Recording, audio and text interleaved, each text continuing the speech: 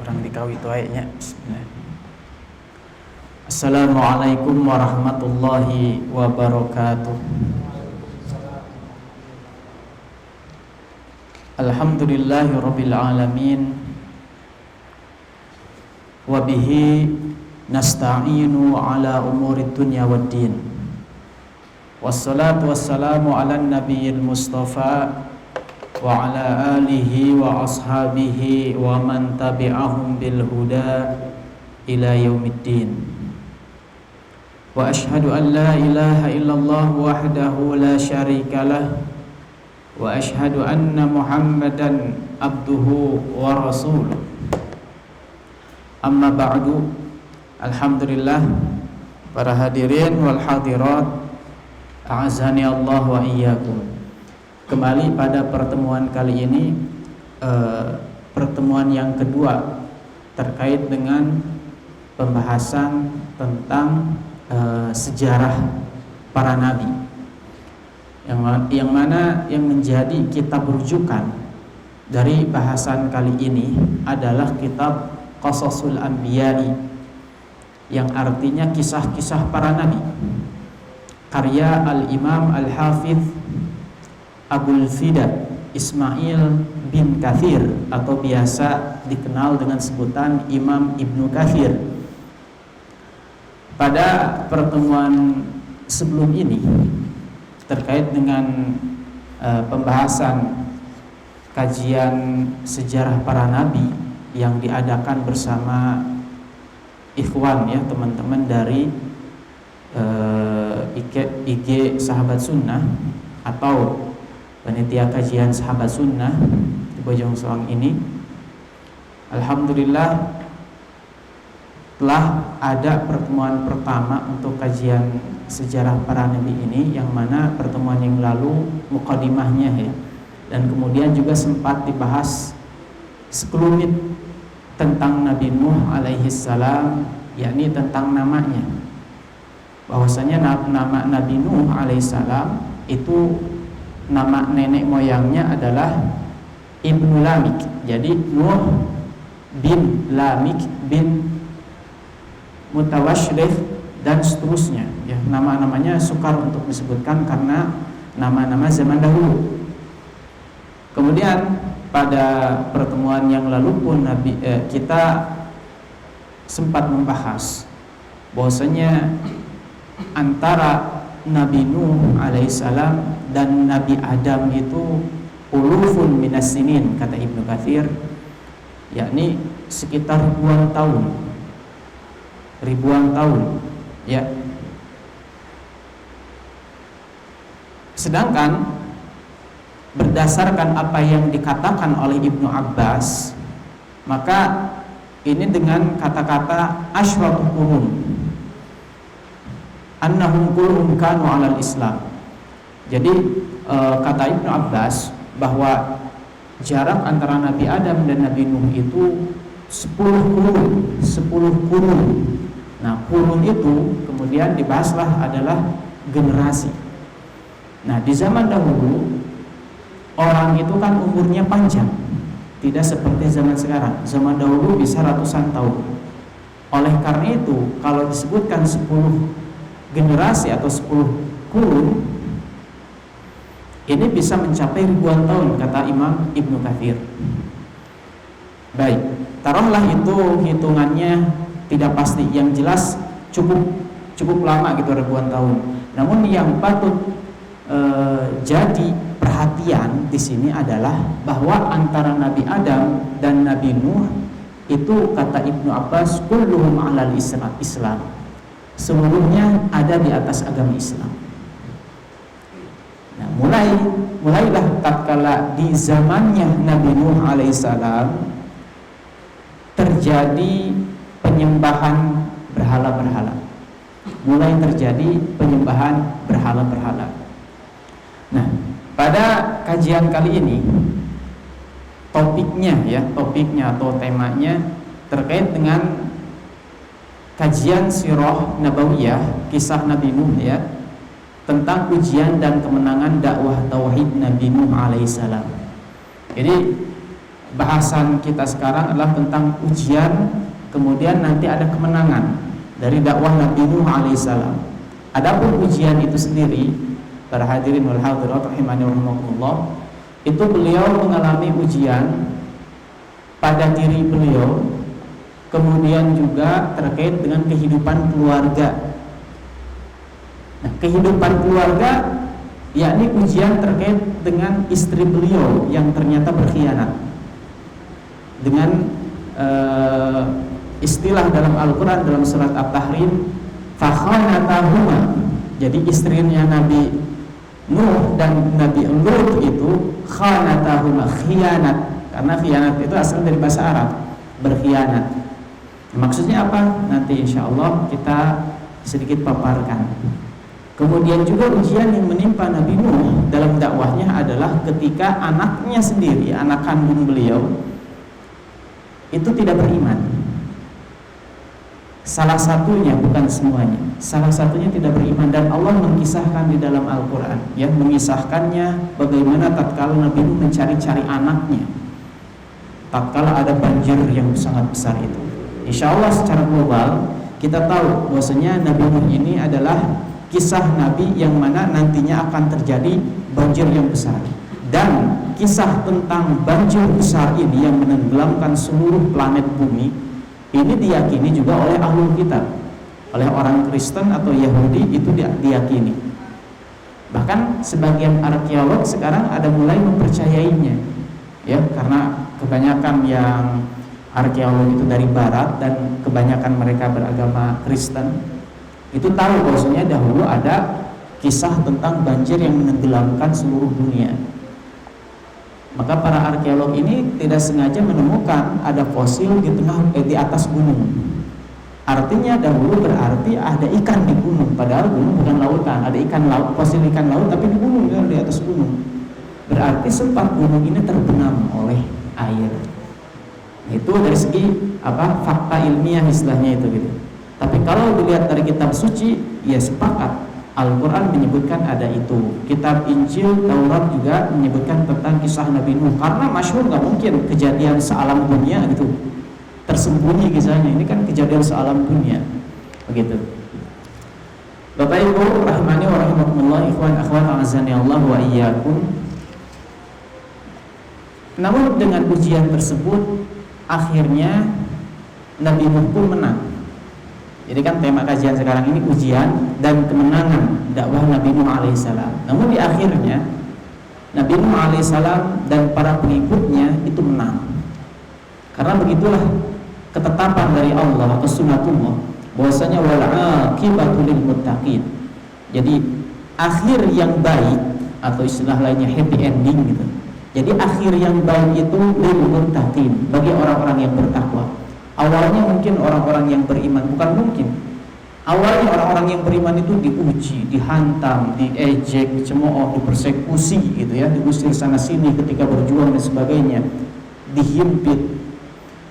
Tetapi akhirnya mereka akan menang. Wal aqibatu lil muttaqin. Mari kita sedikit membahas tentang ujian yang menimpa Nabi Nuh ketika berdakwah. Yakni beliau ketika itu berdakwah kepada orang-orang yang menyembah berhala, yang mana sebelumnya mereka itu adalah orang-orang Islam. Jadi sebelum generasi yang Nabi Nuh hidup padanya itu menyembah berhala, kan sebelumnya generasi-generasi sebelumnya adalah orang Islam, alam Islam kata Ibnu Abbas. Nah, gimana proses kok umatnya Nabi Nuh bisa menyembah berhala? Nah, ini masyhur disebutkan oleh seluruh ulama ahli tafsir. Karena Nabi Nuh alaihissalam di dalam Al-Quran dikisahkan berkali-kali, bahkan ada satu surat yang namanya surat Nuh, yang di sana mengisahkan tentang bagaimana kisah Nabi Nuh alaihissalam berdakwah. Nah, maka ketika para ulama menafsirkan ayat itu, maka mereka pun membawakan penyebab apa dahulu kok mereka yang tadi Islam berubah menjadi penyembah berhala. Dan ini Bapak Ibu rahimani wa rahimakumullah Disebutkan juga di dalam kitab sejarah yang ditulis oleh Ibnu Katsir ini bahwa di antara penyebabnya, sebagai diterangkan oleh para ulama ahli tafsir, ya, bahwasanya dahulu sebelum Nabi Nuh alaihissalam diutus untuk berdakwah kepada mereka, ada di umat sebelum Nabi Nuh berdakwah itu orang-orang yang sangat soleh. Jadi ketika itu dahulu pernah ada orang-orang yang sangat soleh sekali, yang mana namanya, nama orang-orang soleh tersebut Wadda, Suwa, kemudian Yaguth, Ya'uq, dan Nasr. Nah, itu nama-nama asing karena memang nama orang-orang terdahulu. Apa yang saya sebutkan barusan, nama-nama orang soleh tadi pun Allah tuliskan, Allah sebutkan, ya maaf ya tadi salah terjemahan. Allah sebutkan di dalam Al-Quran surat Nuh ayat 23. Jadi nama-nama yang tadi asing saya sebutkan itu ada dalam surat Nuh ayat 23. Tatkala para penyembah berhala di zaman Nabi Nuh, tatkala menentang Nabi Nuh alaihissalam, maka para penyembah berhala itu mengatakan waqalu la tad'una alihatakum. Mereka saling menyemangati para penyembah berhala itu dengan mengatakan, janganlah kalian meninggalkan Tuhan-Tuhan kalian. Janganlah kalian meninggalkan Wajh, Suwa, ini nama-nama berhala, Yaguth, Ya'uq, dan Nasr, nama-nama berhala yang disembah oleh kaumnya Nabi Nuh. Kemudian kata Ibnu Abbas radhiyallahu anhu, sahabatnya Rasul, yang Rasul doakan beliau ini menjadi ahli tafsir, Allahumma alimhu ta'wil. Jadi Rasulullah mendoakan Ibnu Abbas dengan doa, ya Allah, ajarkanlah Ibnu Abbas ini dengan tafsir Al-Quran. Makanya selalu dikutip penafsiran Ibnu Abbas tentang Al-Quran. Begitu. Nah, kata Ibnu Abbas ketika menerangkan ayat yang tadi disebutkan, beliau mengatakan hadi asma'u rijalin shalihin, bahwasanya nama-nama ini dalam surat Nuh ayat 23 tersebut adalah dahulunya nama orang-orang yang soleh dari kalangan kaum yang nanti Nabi Nuh diutus kepada mereka. Namun falamma halaku aw hasyaitanu ila qaumihim, tatkala orang-orang yang soleh ini sangat soleh, kemudian dicintai oleh masyarakat. Yang namanya soleh tentu artinya yang juga sangat berjasa bagi masyarakat. Biasanya yang soleh dan kemudian sangat dicintai masyarakat itu adalah orang-orang yang sudah soleh, demikian juga sering membantu. Jadi orang kaya raya, soleh, baik, akhlaknya bagus, perhatian pada sesama, itu sangat dicintai oleh masyarakat. Biasanya gitu. Yang namanya manusia sesoleh apapun meninggal. Nah, orang-orang soleh tersebut di zaman Nabi Nuh itu ada beberapa orang yang tadi disebutkan akhirnya meninggal karena memang sudah tua dan seterusnya meninggal. Masyarakat merasa sangat sedih dan merasa sangat kehilangan ketika itu, sangat kehilangan. Kemudian kata Ibnu Abbas, ketika itu maka setan mencari kesempatan.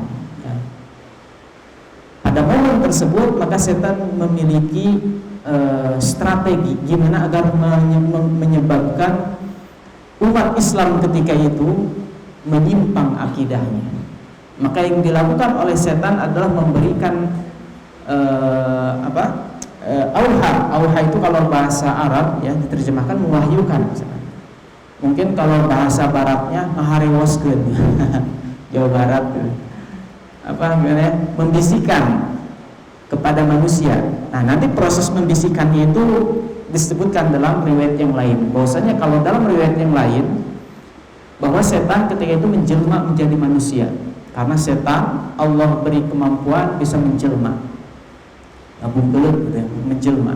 Jadi manusia kemudian memberikan usulan kepada masyarakat yang sangat sedih ketika itu. Apa usulannya? Usulan setan adalah aninsibu ila majalisihim allati kanu yajlisuna fiha ansaba wa sammuha bi asma'ihim. Hendaklah kalian, kata setan yang menjelma, hendaklah kalian membuat semacam monumen kenang-kenangan di tempat kalian biasa diam atau duduk-duduk berkumpul, ya. Kemudian monumen tersebut beri nama. Agar apa? Kalau dalam riwayat yang lain, agar kita semangat dalam beribadah. Karena dengan melihat monumen tersebut, maka kita teringat tentang betapa solehnya orang-orang ini dahulu dan mengajak kita untuk beribadah kepada Allah. Nah, agar ingat, pengingat, pemberi motivasi. Kalau dalam riwayat yang lain, ya, bentuk monumennya itu gimana, kenang-kenangannya itu. Kalau dalam riwayat yang lain disebutkan bahwasanya asalnya itu lukisan. Ini Al-Imam Ibnu Katsir menyatakan demikian, mengutip dari ulama terdahulu, "Lamma taqawalatil umudu wal azmanu ja'alu tilka suwar tamathila mujassamah."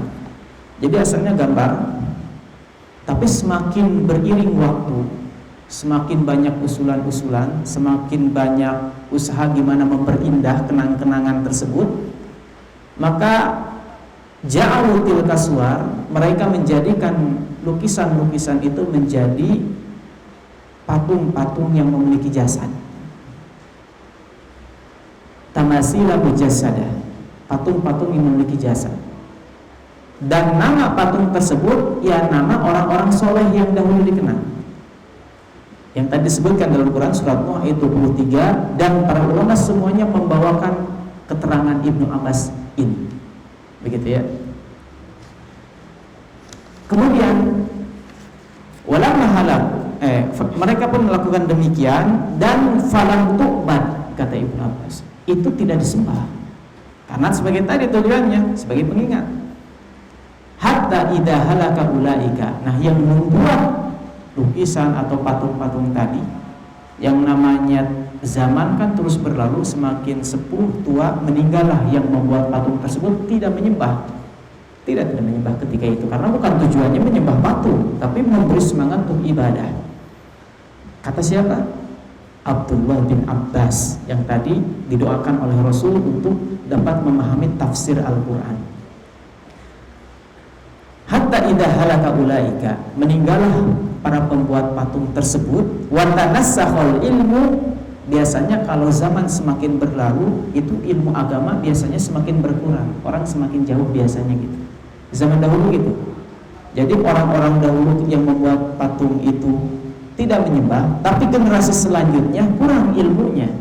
Tahunya sudah ada aja patungnya. Patung kan apalagi sangat berkualitas, itu bisa berumur panjang patung itu. Bahkan patung-patung ini nantinya yang sempat terpendam karena banjir besar kan ketika lolok gitu ya, tenggelam, kemudian ada pasir dan sebagainya terpendam, itu digali lagi dengan bantuan jin. Jadi ada dukun yang sedang mencari patung, akhirnya namanya Amr bin Luhai, dukun ini diberi wangsit oleh jin menunjukkan letak patung yang sangat bersejarah, istilah kitanya gitu.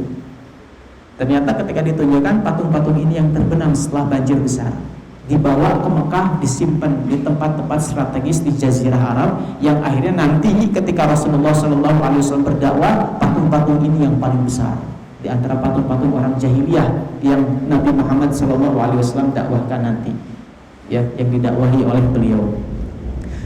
Nah, kembali ke kisah Nabi Nuh ini, ilmu pun semakin kurang tentang ilmu agama, terutama tauhid. Tanassahal ilmu, kata Ibnu Abbas, ubidat. Nah, generasi selanjutnya inilah yang akhirnya menyembah patung itu. Jadi setan itu, Bapak Ibu rahimakumullah, ketika hendak menyesatkan umat manusia, itu bisa jadi proyeknya itu ratusan tahun atau puluhan tahun. Jadi enggak sekarang nih menyesatkannya, bisa jadi kalau tidak bisa sekarang. Yang penting ada visi ke depannya, nih generasi selanjutnya sesat dengan proyek yang sekarang ini. Jadi jaga panjangnya itu benar-benar sabar. Sabar saudara. Jadi sabar itu Pak ada dua, Pak. Sabar dalam kebaikan, sabar dalam kejelekan. Kalau kebaikan itu dibahas ya tentang pahala, dapat ujian sabar, kita berjuang sabar, untuk ilmu sabar dan seterusnya. Ada juga sabar masuk neraka. Dalam Al-Quran Allah Subhanahu wa ta'ala menyindir ketika orang-orang yang masuk dalam neraka dengan firman Allah Subhanahu wa ta'ala, Fama asbaruhum 'alan nar. Betapa sabarnya mereka di dalam neraka. Jadi sabar di neraka kayak gitu. Kalau di dunia kan sama, ketika orang mau mencuri gini, kan mengawasi dulu tempat yang akan dicuri, itu bisa berminggu-minggu sabar gitu nunggu kesempatan gitu. Nah, semoga kita sabar dalam kebaikan. Nah, setan ini sabar agar apa? Strategi dia itu berhasil. Gitu. Yang penting gimana cara menyesatkan. Makanya ketika umat Islam, ketika manusia hendak digoda oleh setan, dijerumuskan oleh setan, dan akhirnya terjerumus, itu sudah melalui perjuangan yang panjang dari setan untuk membuat manusia terjerumus pada penyimpangan. Tapi kalau tobat, nangis setan itu. Kenapa nangis? Karena udah capek-capek tobat. Ini sangat mengerikan bagi setan. Karena apa? Karena semua dosa yang dilakukan diampuni semuanya bagi orang yang tobat, yang tadi sudah dijerumuskan oleh setan dengan susah payah, begitu. Nah, begitulah Bapak Ibu rahimakumullah, dan ini sepakat ulama tafsir menyatakan demikian, bahwa asal muasalnya gitu. Kenapa kok bisa ada penyembah berhala di zaman Nabi Nuh alaihissalam? Asalnya mereka membuat patung untuk kenang-kenangan, penyemangat ibadah. Tapi generasi selanjutnya yang tidak punya ilmu salah faham tentang patung, akhirnya sembah, begitu. Kemudian berdakwahlah Nabi Nuh kepada kaum yang sudah menyembah berhala tersebut.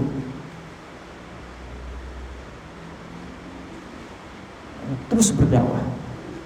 Ketika Allah berfirman tentang berapa lama Nabi Nuh alaihissalam akhirnya berdakwah kepada para penyembah patung itu, maka Allah Subhanahu wa taala berfirman, "Fala bisa fihim," gitu ya.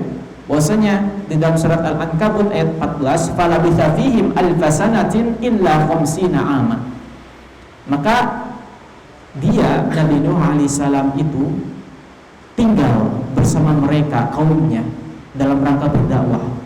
Alfasanatin illa khamsina ama, 1000 kurang 50 tahun. Ini bahasa Al-Quran aja, kalau diterjemahkan jadi muter. Padahal terjemah bebasnya adalah 950 tahun tinggal bersama penyembah berhala tersebut untuk mendakwahi mereka. Jadi 950 tahun itu dakwahnya. Setelah itu meninggal enggak, kata Imam Ibnu Katsir, setelah 950 tahun itu kan terjadilah pembenaman dengan banjir yang sangat besar itu. Nah, baru itu selesai 950 tahun yang dimaksud oleh Allah itu dakwahnya. Setelah itu orang kafir semuanya musnah. Maka Nabi Nuh masih hidup beberapa ratus tahun kemudian. Gitu ya. Di sini ada disebutkan perbedaan pendapat di kalangan para ulama. Yang jelas setelah 950 tahun itu kan kaum kafir semuanya binasa tanpa pengecualian.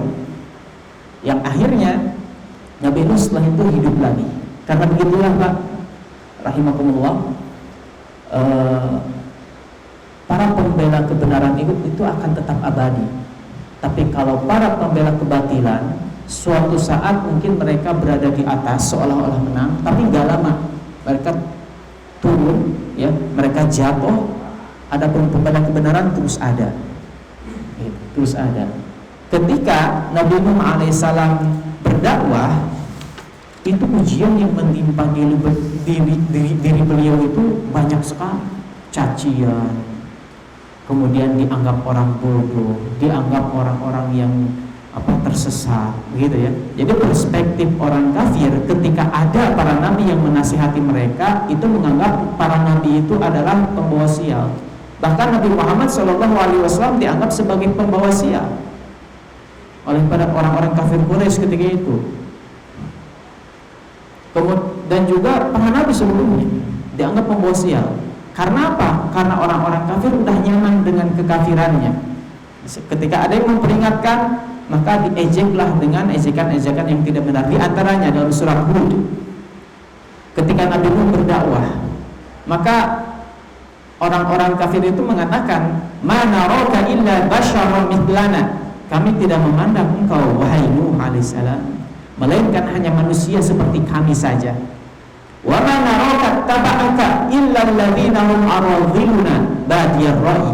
Dan tidaklah orang-orang yang mengikuti engkau itu, wahai Nuh alaihissalam, melainkan orang-orang yang rendahan di antara kami.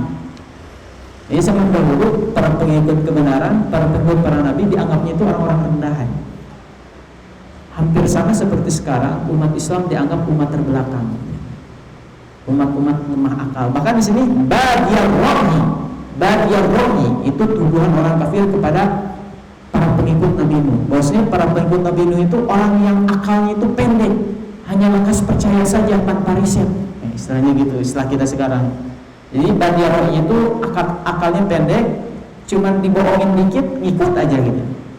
Seperti itu. Dituduhnya seperti itu. Wa ma nara lakum alaina min fadlin. Dan kami, kata orang-orang kafir, tidak melihat adanya keutamaan pada kamu, wahai Nuh. Ngapain kami mengikuti engkau? Jadi gitu. Padahal keutamaannya luar biasa para nabi itu, Pak, Bu, rahimakumullah. Jadi nabi itu orang yang dipilih oleh Allah, orang yang paling bagus fisiknya.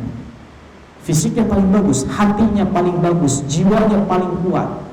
Jadi sempurna jasadnya dan batinnya pun sempurna. Itu para nabi. Dan para nabi kalau bicara jelas, tapi itu dengan orang-orang kafir, ini orang yang bodoh. Begitu juga para pengikutnya. Itu dianggapnya enggak.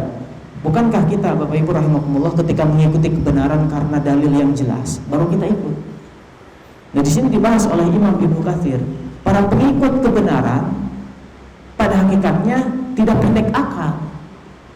Itu tuduhan yang sesat apa yang dituduhkan oleh orang-orang kafir ketika itu di zaman Nabi Nuh. Kenapa? Karena para pengikut kebenaran yang mengikuti Nabi Nuh, orang-orang yang beriman yang ketika itu berdasarkan pendapat yang kuat itu 80 orang, Pak. Jadi pengikut Nabi Nuh yang akhirnya nanti naik ke perahu itu hanya 80 orang. Sementara umat manusia sangat banyak sekali. Bahkan Al-Imam Ibnu Katsir menyebutkan di dalam kitab ini bahwasanya di zaman Nabi Nuh itu manusia sampai memenuhi pegunungan, bukit-bukit. Ya.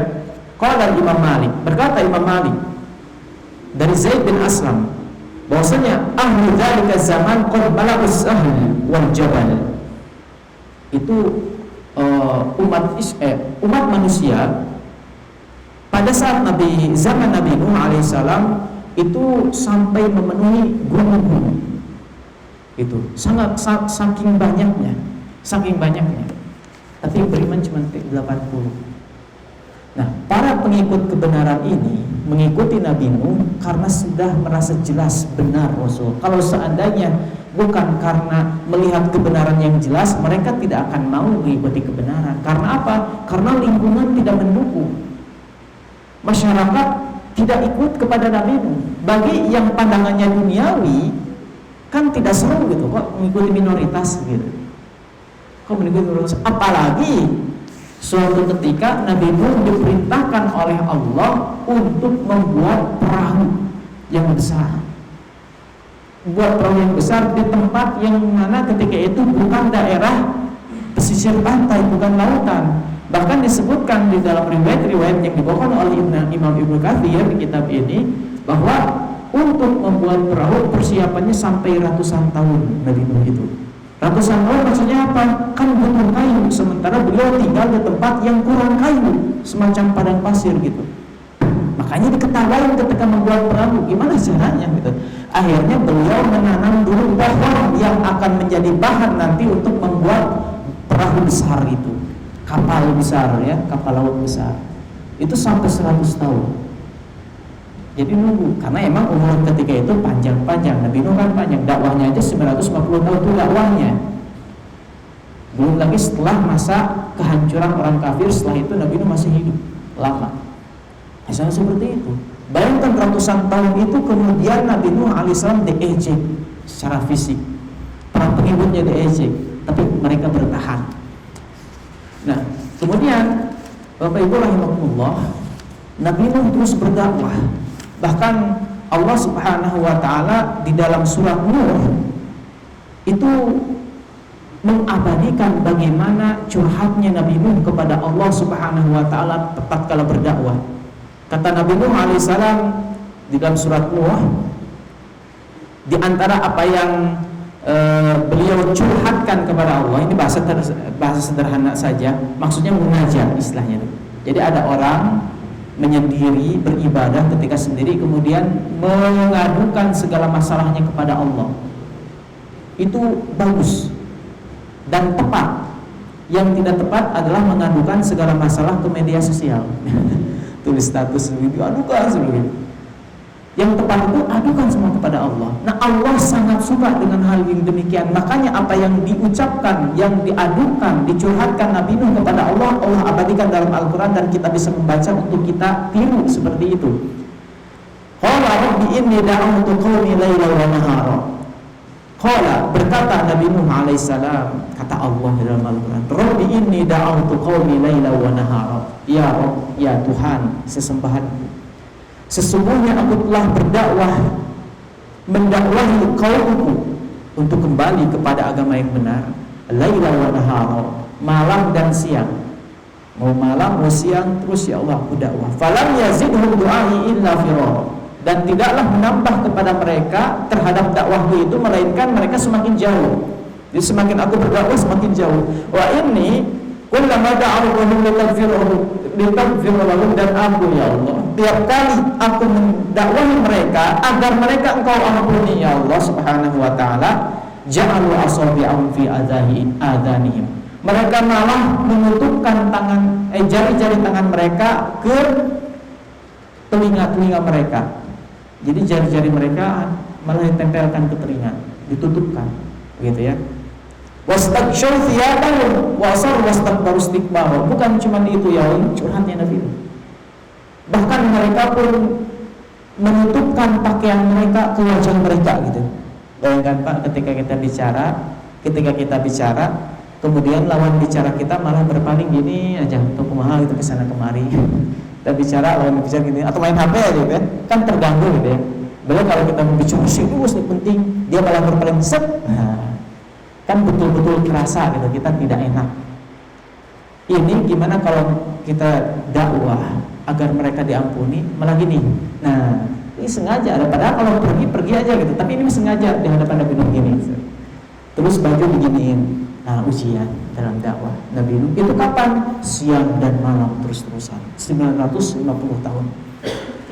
Wa asal wastakbaru istikbar, dan itu seperti itu ya Allah, kata Nabi Nuh alaihissalam. Ya Allah seperti itu, dan mereka terus menyombongkan diri dengan kesombongan yang sangat sombong.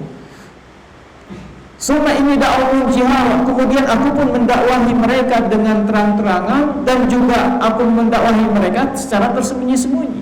Jadi terang-terangan dan sembunyi-sembunyi, misalnya datang satu persatu itu mengajak dialog, ataupun secara umum, dan berbagai cara dilakukan. Tapi kaumnya Nabi Nuh malah nantang-nantang adab. Bahkan akhirnya Bapak Ibu rahimakumullah, Nabi Nuh alaihissalam akhirnya sudah pada taraf menilai bahwa kaumnya itu sudah tidak akan bisa lagi mendapatkan hidayah. Dan ini pandangan cerdas berdasarkan pengalaman ratusan tahun. Nabi Nuh sangat mengenal kaumnya ini gak akan dapat hidayah gitu. Akhirnya beliau alaihissalam berdoa dengan doa yang sangat keras. Maksudnya keras isinya ya, bukan teriak-teriak, punya sangat keras dahsyatnya. Dengan berdoa, Nuh qala Nuh rabbi la tadhar 'alal ardi minal kafirin dayyar. Akhirnya Nabi Nuh berdoa, ya Rabb, ya Allah, janganlah kau tinggalkan di atas muka bumi ini seorang kafir pun, meskipun seorang. Jangan kau tinggalkan ya Allah, melainkan kau hancurkan. Sampai seperti itu. Ini Nabi Nuh. Dan Nabi Nuh itu sebagian ulama menyatakan beliau itu termasuk ulul azmi minar rusul, termasuk rasul-rasul yang kesabarannya itu luar biasa, melebihi rasul-rasul yang lain. Ada 5 yang dikatakan ulul azmi minar rusul, ulul azmi. Nah, di antaranya Nabi Nuh.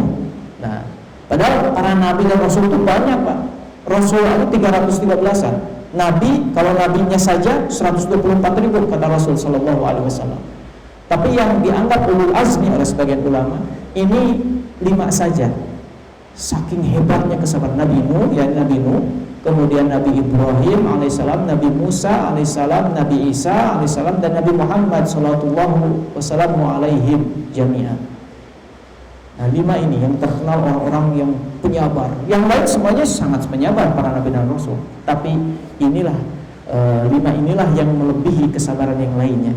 Nah, maksudnya adalah saya hendak menyampaikan bahwa terkadang ada orang yang sangat sabar dan terpuji di sisi Allah, namun mendoakan kejelekan kepada orang yang layak didoakan kejelekan. Ini Nabi Nuh alaihissalam mendoakan kejelekan kepada kaumnya. Karena apa? Tentu karena beliau tahu. Makanya di selanjutan ayatnya setelah berdoa seperti itu, beliau menyebutkan alasan. Innaka intadharhum yudillu ibadaka wa la yalidu illa fajiran kafar. Sesungguhnya engkau ya Allah subhanahu wa ta'ala, apabila engkau tinggalkan mereka, tidak engkau adab, yudillu ibadaka, mereka akan menyesatkan hamba-hambamu yang lain ya Allah.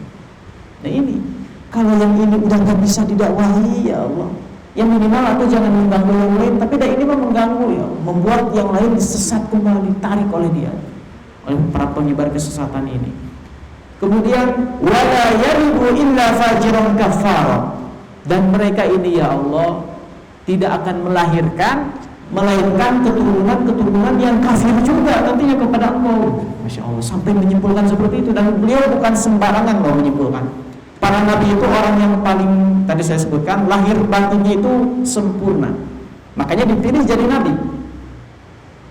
Nabi Nuh itu orang yang paling fisiknya kuat, paling ganteng, paling cocok, paling lihai berbicara, paling berakal dalam berargumen. Akhirnya menyimpulkan, ya Allah, ini kalau nanti melahirkan pun jadi orang-orang kafir. Karena apa? Disebutkan oleh Imam Ibnu Katsir, kenapa Nabi Nuh menyatakan demikian? Karena orang-orang penyembah berhala di zaman Nabi Nuh yang sedang beliau dakwahi itu, kalau mau mati, misalkan karena sepuh atau karena sudah sakit-sakitan, kalau mau mati, yang diwasiatkan kepada anak-anak mereka adalah jangan ikuti Nuh alaihissalam. Jadi kamu jangan ikuti Nuh, ya itu orang sesat. Mau mati sampai seperti itu, saking bencinya kepada Nabi Nuh. Makanya simpulkan seperti itu oleh Nabi Nuh. Jadi kalau bahasa sekarang mungkin anak-anak di zaman itu udah dijadikan kurikulum pelajaran untuk menjauhi Nabi Nuh, udah diresmikan, bayangkan. Tadi padahal bentuk dakwah Nabi Nuh terus-terusan diejek. Nah ini ujian, makanya beliau jadi ulul azmi minar rusul. Ulul azmi minar rusul. Akhirnya apa yang terjadi Bapak Ibu rahimakumullah?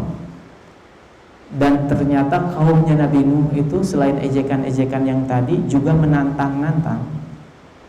Jadi kalau memang kau itu benar, turunkan azab itu, turunkan. Apalagi ketika membuat perahu ratusan tahun itu, wah mana banjirnya mana, terus tantang-tantang begitu ya. Maka terjadilah banjir dan mereka pun tenggelam. Secara ringkas begitu ya. Akhirnya tenggelamlah mereka. Maka kita masuk pada bagaimana ujian Nabi Nuh alaihissalam yang menimpa pada keluarganya. Keluarga Nabi Nuh alaihissalam. Tadi terkait dengan diri beliau ya, diuji, dihina dan sebagainya. Sekarang keluarga. Karena begitulah Bapak Ibu rahimakumullah, ujian para nabi itu adalah ujian yang paling berat dihadapi ketimbang ujian orang-orang lain yang derajatnya di bawah para nabi. Makanya Rasulullah sallallahu alaihi wasallam bersabda, "Asyaddun nasi bala'an al-anbiya." Orang yang paling berat, paling besar ujiannya adalah para nabi. Tsummal amsal fal amsal, kemudian yang levelnya di bawah dan yang levelnya di bawah berurutan. Para nabi, kemudian para sahabatnya, kemudian murid para sahabat dan seterusnya. Itu lebih besar daripada kita. Karena apa? Karena Allah tidaklah menurunkan ujian melainkan sesuai dengan keimanan orang yang diuji itu. Para nabi kenapa bisa lebih besar ujiannya? Karena mereka imannya kuat. Dalam surat Al-Ankabut, Allah Subhanahu wa taala menyatakan, ahasiban nasu ayyutraku ayyaqulu amanna wa hum la yuftahun. wa hum la yuftanun. Apakah manusia mengira bahwa mereka akan dibiarkan begitu saja tatkala mengucapkan aku beriman sementara mereka tidak diuji? Nah, surat Al-Ankabut ayat 2 dan seterusnya. Jadi pasti kalau orang menyatakan keimanan siap ada ujian. Mendingan enggak beriman, atau kalau gitu mah sama enggak beriman juga diazab. Dan sama ya Pak ya, kita lihat orang Islam, orang kafir sama, orang kafir juga ada yang melarat, gitu, ada yang sengsara hidupnya. Gitu. Orang Islam juga sama, mending Islam. Gitu. Karena ketika ada musibah itu adalah ujian demi untuk menguji keimanan yang dengan sebab itu dia akan semakin tinggi derajatnya di sisi Allah. Adapun orang kafir ketika mendapatkan musibah itu sebagai azab, begitu. Baik, barangkali kita pending dulu untuk sholat isya ya. Bisa lanjut atau pending? Mungkin dilanjut saja menyelesaikan dulu kisah tentang Nabi Nuh ini, agar nanti di pertemuan yang selanjutnya kita membahas ke kisah Nabi yang lain, agar semakin banyak pelajaran yang dapat kita ambil dan untuk kita amalkan dan teladani. Baik, assalamualaikum warahmatullahi wabarakatuh. Baik, bismillahirrahmanirrahim. Assalamualaikum warahmatullahi wabarakatuh. Alhamdulillah, salatu wassalam ala rasulillah wa ala alihi wa ashabihi ajmain, amma ba'du. Kita lanjutkan kembali bahasan ya tentang kisah Nabi Nuh alaihissalam ini. Tadi di akhir sempat disebutkan bahwasanya Nabi Nuh alaihissalam akhirnya mendoakan kejelekan terhadap mereka karena selama 950 tahun sebagaimana Allah firmankan dalam Al-Ankabut ayat 14, itu selama 950 tahun mayoritas enggak ikut beriman, tidak tersadarkan dengan dakwahnya Nabi Nuh alaihissalam.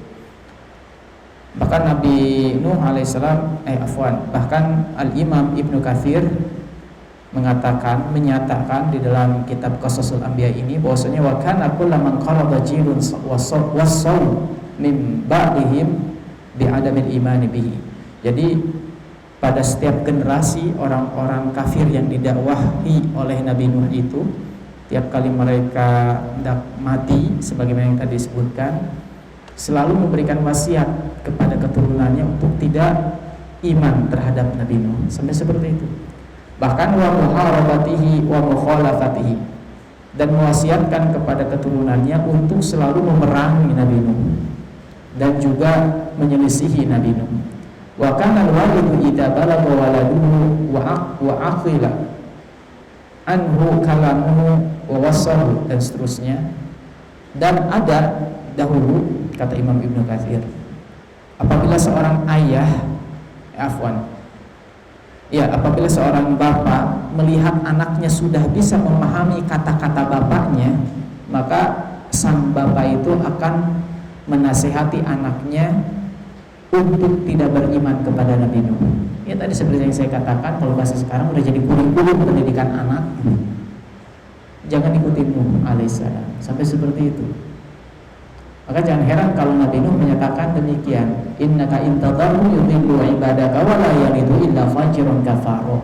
Dalam surat Nuh Allah mengisahkan munajatnya, curhatnya Nabi Nuh kepada Allah, bahwasanya sesungguhnya ya Allah, Engkau apabila biarkan mereka orang-orang kafir itu tidak Engkau azab, tidak Engkau binasakan, maka mereka tidak akan mereka akan menyesatkan hamba-hambamu yang lain dan tidak akan melahirkan melainkan orang-orang kafir juga, sampai seperti itu.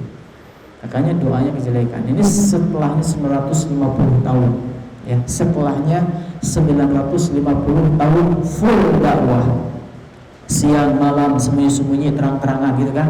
Silahkan nanti baca bagaimana sekelumit kisah Nabi Nuh di dalam surat Nuh, karena memang diulang-ulang dalam surat yang lain ada juga kisah tentang Nabi Nuh. Dan terjadilah banjir karena memang nantang-nantang ya, kaumnya Nabi Nuh itu nantang-nantang beliau untuk mendatangkan apa yang dijanjikan atau diancamkan ya. Kemudian selanjutnya ketika banjir pun terjadi, Maka Allah Subhanahu wa taala mengisahkan dalam surat Hud,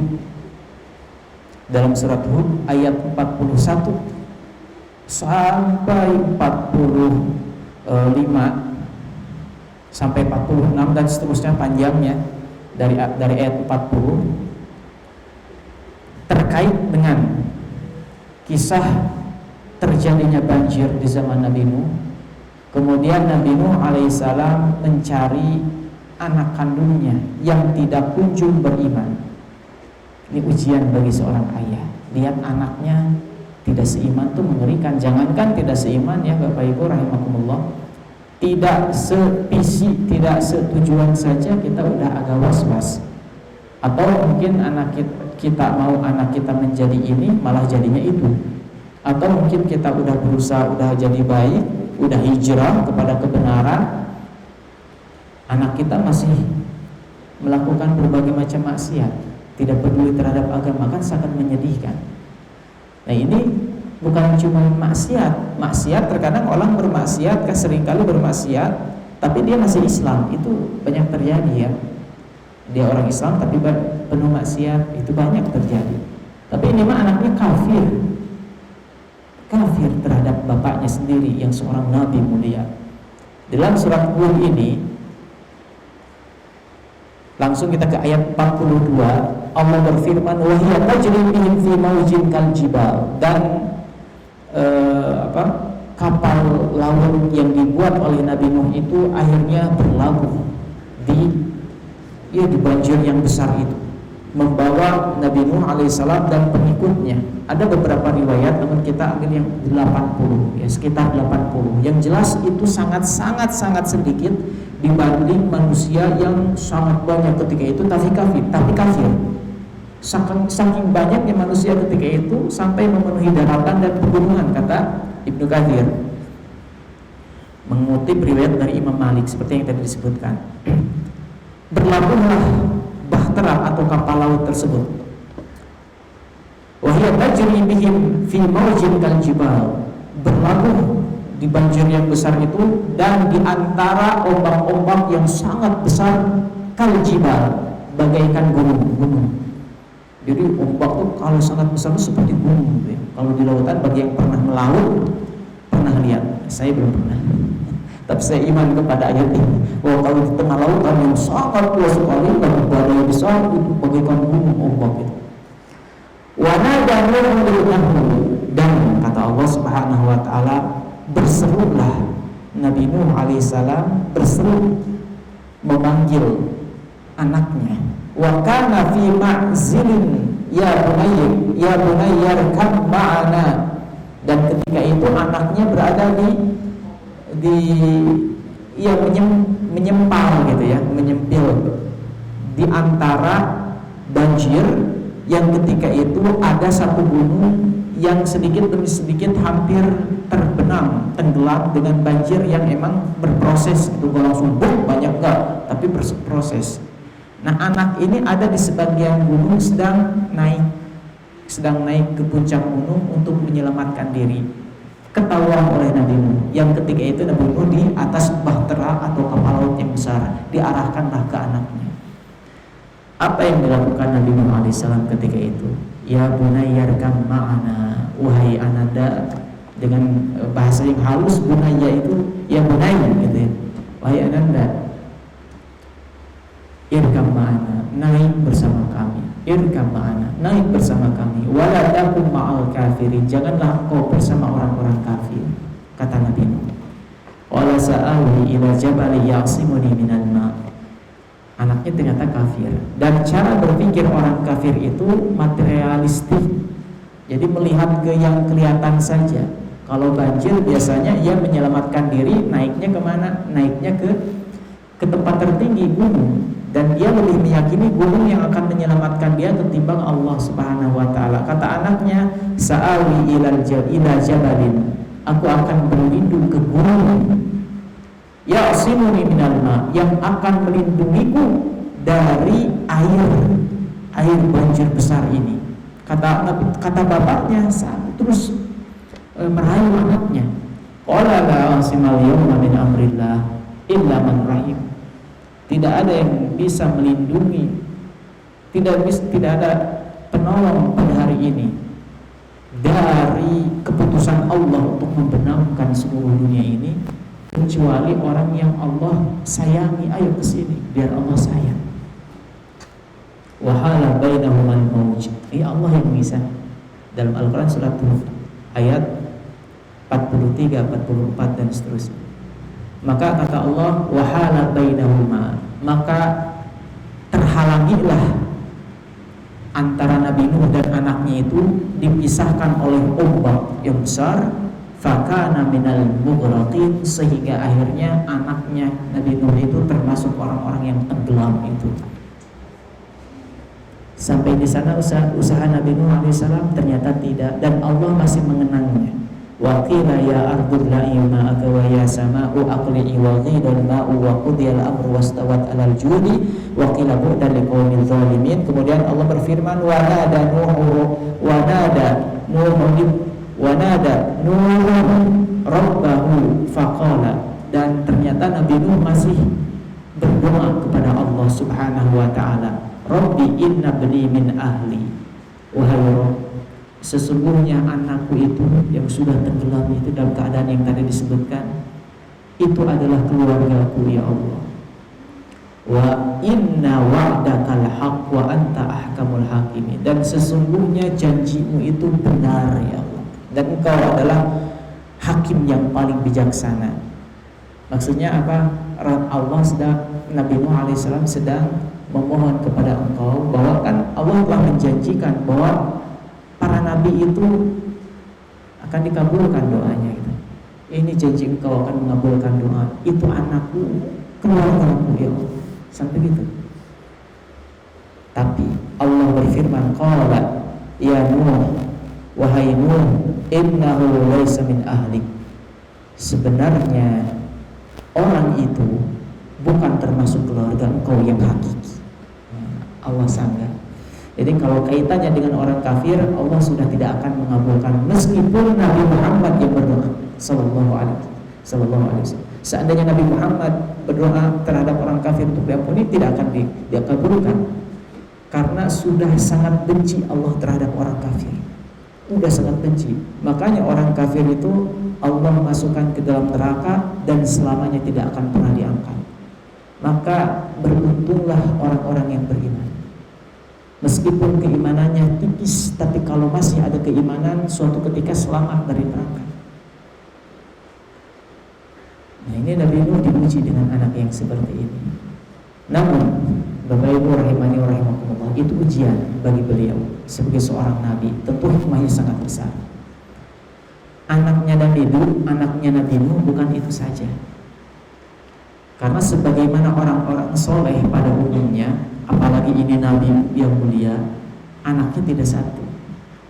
Jadi berusaha untuk memiliki anak sebanyak-banyaknya. Ya, memiliki anak sebanyak-banyaknya. Ketika Nabi Nuh alaihissalam di dalam kapal laut itu, ya, itu ada beberapa anak yang lain.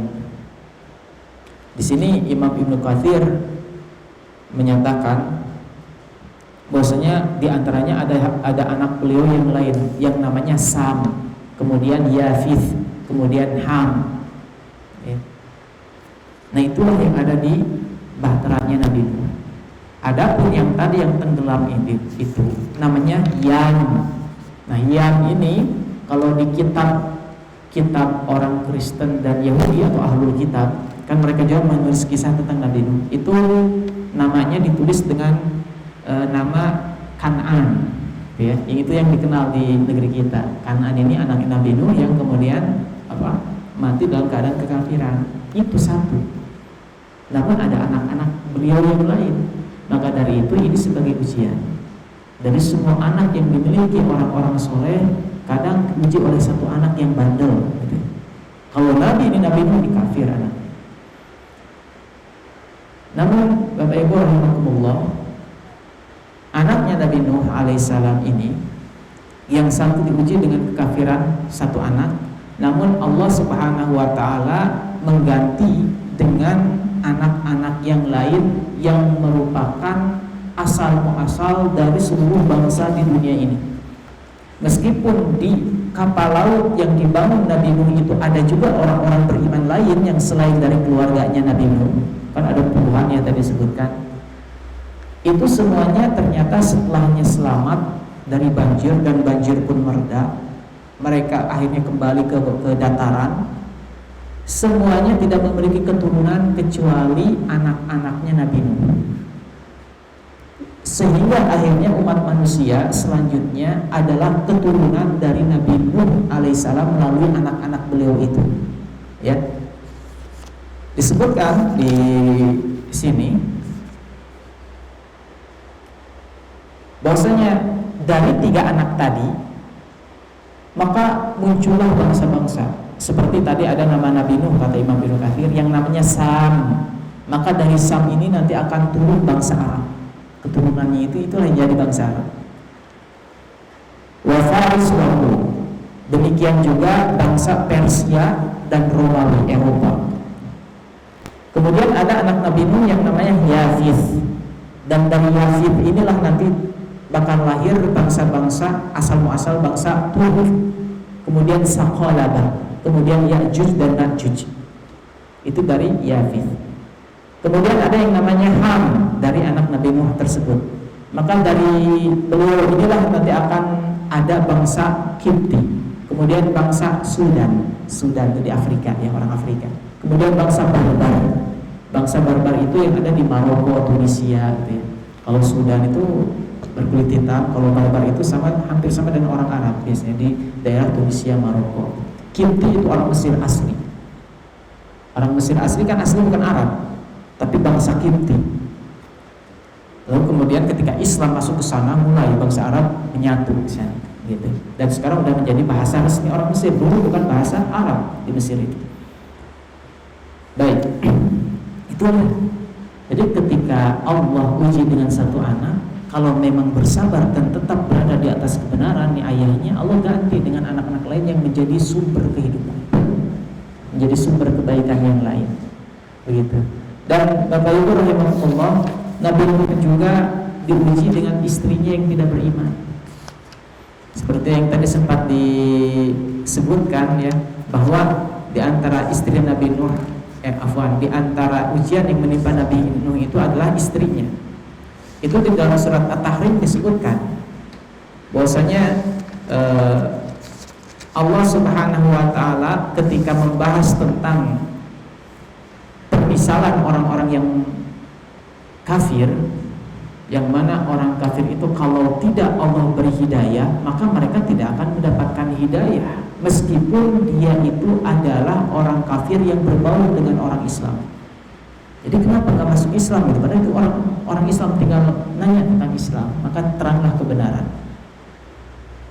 Dan meskipun orang kafir itu adalah istri-istri Nabi, kalau Allah tidak memberikan hidayah, nggak akan masuk Islam. Di dalam surat At-Tahrim ayat 10 Allah berfirman, "Wa daraballahu mathalan lil ladzina kafaru ra'atan Nuh." Allah telah memberikan suatu permisalan tentang yang barusan saya sebutkan. Allah memberikan permisalan tentang orang-orang kafir. Di antaranya adalah istrinya Nabi Nuh dan juga istrinya Nabi Lut. Kanata tahta abdaini min ibadina salihaini. Istrinya Nabi Nuh dan istrinya Nabi Lut ini adalah di bawah tanggungan kepengurusan suami yang soleh, yakni Nabi, bukan cuma orang soleh biasa, tapi Nabi ini, Nabi Nuh dan Nabi Lut. Fakhanatahuma, tetapi istrinya Nabi ini malah berkhianat, khanatahuma. Kedua istri tersebut malah berkhianat kepada kedua nabi tersebut. Falam yughniya anhuma minallahi syai'a, maka tidak akan mendapatkan perlindungan dari Allah Subhanahu wa taala dari azab Allah, meskipun suami mereka adalah meskipun suami mereka adalah para nabi. Begitu. Maka dari sini Bapak Ibu rahimakumullah, ujian kembali menimpa Nabi Nuh, bahwa istrinya adalah orang yang berkhianat ternyata. Namun kata para ulama, khianat di sini bukan selingkuh. Ya, berkhianat di sini istri para nabi nggak ada yang selingkuh. Tapi khianat di sini maksudnya berkhianat tidak ikut beriman. Karena untuk masalah perselingkuhan, ya, ini Allah menjaga istri para nabi untuk tidak melakukan hal-hal yang keji.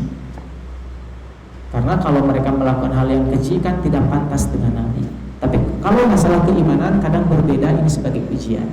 Dan sekali lagi, yang merupakan sesuatu yang sangat dikenal dari para nabi, tidak satu istrinya, betulnya tidak satu.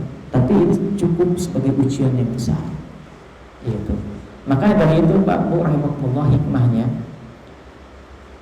pada asalnya orang itu akan disatukan dengan yang seiman, ya, bersatu dengan seiman. Kalaulah dia bersatu dengan orang yang tidak beriman, itu tidak lama, suatu ketika berpisah gitu.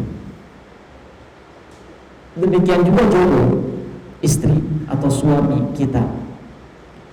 Sebenarnya yang akan terus menerus dengan kita adalah yang seiman, yang semanhaj, yang satu visi, yang dengan itu akan terus rekat karena ada visi yang sama, terutama keimanan.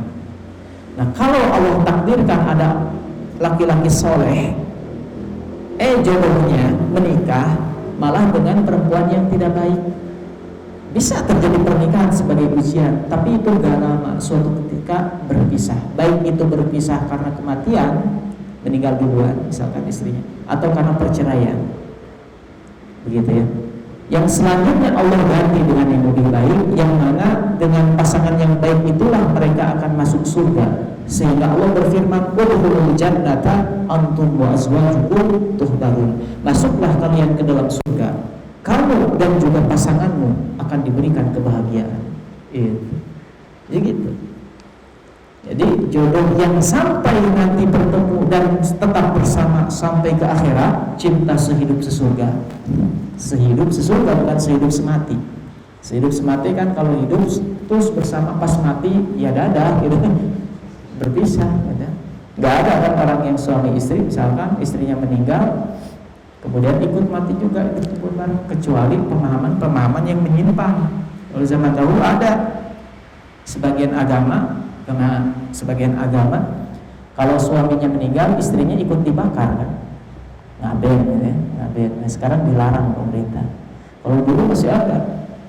Jadi kalau suaminya meninggal duluan, si istrinya, karena kan ajaran agama mereka itu kalau mati itu dibakar ininya, jasadnya, ikut terjun. Bukan seperti itu kecintaan yang benar menurut bimbingan Allah dan Rasul. Kalau meninggal salah satu di antara kita dalam hidup berumah tangga, maka meninggal kita lanjutkan perjuangannya. Nanti kalau kita juga beriman sebagaimana misalkan pasangan kita meninggal duluan dalam keadaan Islam dan kita nanti meninggal, kita sudah membawa pahala yang lebih banyak juga yang nanti kita bareng ketemu dalam derajat yang sama. Karena bisa jadi misalkan, ya Allah, alhamdulillah anak saya soleh ya Allah, sehingga menjadi amal jariah bagi saya. Ini adalah dari istri saya yang sudah meninggal duluan ya Allah, lipat gandakanlah pahala dia. Di surga ketemu lagi. Nah, maka dari itu Bapak Ibu rahimakumullah, segala sesuatu yang dibangun di atas tauhid, keikhlasan yang benar, itu abadi. Kata Imam Malik rahimahullah, maka lillahi abqa. Apa-apa yang dibangun di atas niat karena Allah, bahasa lainnya tauhid, maka itu akan abadi. Kalaulah ada terjadi perpisahan sementara sebagai ujian, nanti ketemu lagi. Walladzina amanu wattaba'athum dzurriyyatuhum biimanin.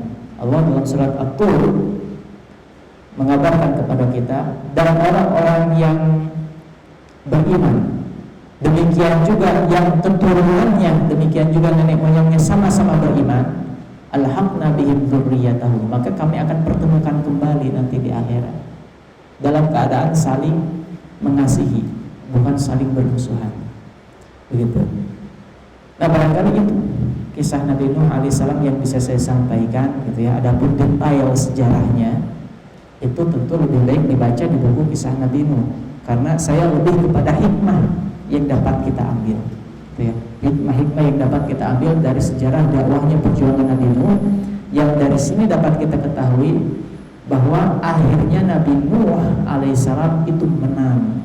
Karena orang kafir ketika itu semuanya binasa. Tersisa Nabi Nuh dan orang-orang yang beriman. Nabi Nuh menang di dunia dan di akhirat, jelas di akhirat. Di dunia akhirnya kan beliau bisa membangun lagi masyarakat yang baru. Bisa membangun lagi masyarakat yang baru. Dan tadi disebutkan kan, justru dari Nabi Nuh inilah, dari keturunan Nabi Nuh inilah muncul bangsa-bangsa yang lain. Begitu. Makanya Nabi Nuh itu disebut oleh para ahli sejarah, para ulama, Abul Bashar Sani. Jadi bapaknya umat manusia yang kedua setelah Nabi Adam. Nabi Adam kan ya kita ada istilah anak Adam gitu ya. Anak-anak keturunannya Nabi Adam alaihissalam. Ada juga istilah bapak umat manusia itu yang kedua, yakni Nabi Nuh alaihissalam. Karena umat manusia seluruhnya binasa ketika itu, kecuali Nabi Nuh dan orang-orang yang beriman, dan orang-orang yang beriman yang lain tidak punya keturunan. Dengan hikmah yang Allah ketahui tentunya, yang punya keturunan hanya anaknya Nabi Nuh ini. Jadi manusia sebenarnya kita turunan Nabi, turunan Nabi Nuh, gitu ya, turunan Nabi. Tapi siapapun nenek moyang kita, kalau kitanya kurang amal, ya tetap aja nggak bisa apa. Kata Rasulullah Shallallahu Alaihi Wasallam, barang siapa yang telat dalam beramal, lam yusri' bihi nasabuh, maka nasabnya, silsilah nenek moyangnya itu tidak akan membuat amal dia jadi baik, gitu. Tetap saja, gitu. Kalau kita kurang amal, ya kurang, nggak akan menjadi mulia gara-gara saya keturunan ini. Kata Rasul Sallallahu Alaihi Wasallam, begitu. Baik, itu yang bisa saya sampaikan. Ya, sebagaimana biasa, apabila ada yang hendak ditanyakan, silahkan. Saya tunggu sampai selesai minum ini. Silahkan Bapak Ibu, boleh melalui tulisan atau secara langsung.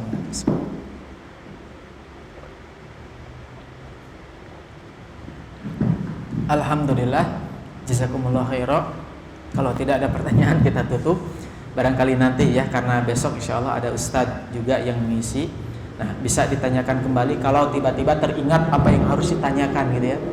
Besok bisa ditanyakan kembali atau di kajian selanjutnya. Karena ilmunya sama, itu aja, Al-Quran Sunnah. Sekian, Assalamualaikum warahmatullahi wabarakatuh. Subhanakallahumma wa bihamdika asyhadu an la ilaha